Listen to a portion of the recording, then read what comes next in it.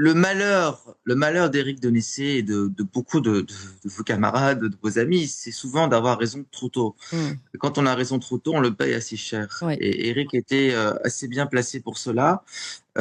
Effectivement, Éric, dans les années 90-2000, il a eu son heure de gloire avec le 11 septembre 2001.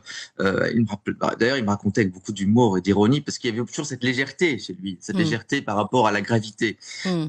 qu'il faisait les tours des plateaux télé pour commenter l'actualité sans vraiment pouvoir travailler sur les sujets. Et il avait je dirais, une vision des médias audiovisuels assez, je dirais, ironique.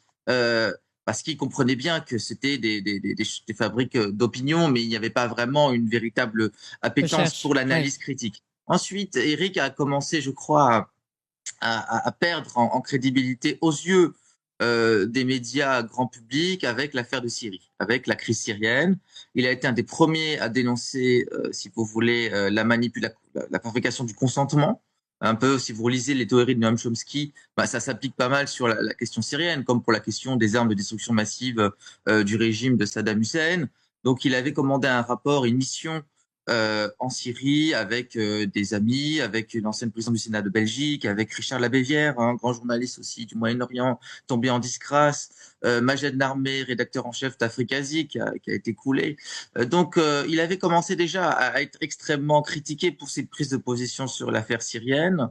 Puis, bien sûr, le deuxième coup de grâce a été son interprétation du conflit russo-ukrainien. Et Eric avait une vision, je dirais, tout à fait réaliste, qui, pour un Américain, ne peut pas être si choquante que ça. Mais en France, on a l'impression qu'il y Ouais. a ce macartisme intellectuel qui va vous neutraliser à défaut de prendre en compte votre argument. Et l'argument d'Eric sur la question ukrainienne ressemblait un petit peu à celui du grand réaliste américain, Mark Mesheimer.